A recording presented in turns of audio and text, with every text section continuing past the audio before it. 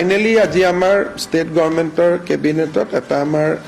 আমি 800 কোটি টকা অনুমোদন কৰিছোঁ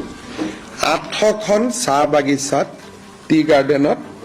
লাইনৰ ৰাস্তা বনাবৰ কাৰণে তাৰমানে চাহ বাগিচাৰ লাইনত আমি প্ৰত্যেক বছৰে কৰি গৈ আছোঁ এই বছৰ আমি 800খন টি গাৰ্ডেনত 1 কোটিকৈ টকা থাকিব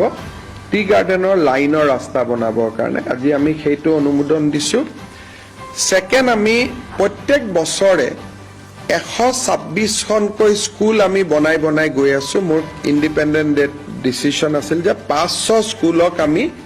7.5 কোটি 8 কোটি টকা দি আমি নতুনকৈ বনাম সো এতিয়ালৈকে আমাৰ 126 * 2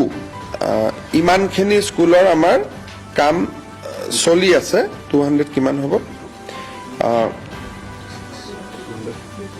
252 স্কুল আমাৰ অলৰেডি কাম চলি আছে আজি আমি আৰু 126খন স্কুল আমি অনুমোদন দিছোঁ ইয়াৰ ফলত আমাৰ যেটো আমাৰ ইন্ডিপেন্ডেন্ট ডেট এনাউন্স আছিল যে 500 স্কুলক আমি নতুন বনাম এটো 326 হৈ যাব আৰু অহা বছৰ যদি আমি আৰু 126 স্কুল দি দিও নেক্সট ইয়াৰ বাজেটৰ পৰা সো মোৰ যেটো 500 এনাউন্সমেন্ট আছিল 500 স্কুল হৈ যাব বিল্ডিং টু ভাঙি আমি নতুন কৰি আছো it will be as the drawings are very like English school বহুত ধুনিয়া স্কুল কালি মই ৰাজদৰ বৰাত চাই আহিছিল আপোনালোকে কেতিয়াবা চাব পাৰিব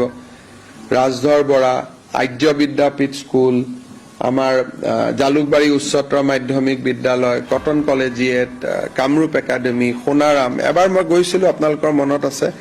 লাহে লাহে তাত কামবিলাক এতিয়া আগবাঢ়িছে সো টোটাল আমাৰ উদ্দেশ্যটো হল যে 582 টাৰ্মত কৰা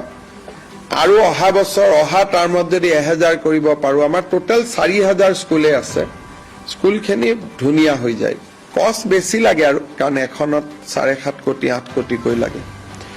সৰকাৰী স্কুলত ইমান টকা আগত কেতিয়াও কোনেও দিয়া নাছিল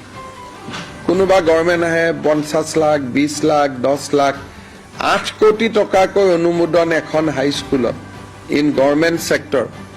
আৰু এইবিলাক গুটে অসমীয়া মাধ্যমৰ বিদ্যালয়ত আমি দি আছো যাতে অসমীয়া মাধ্যমৰ স্কুলবিলাক এট্ৰেক্টিভ হ'ব পাৰে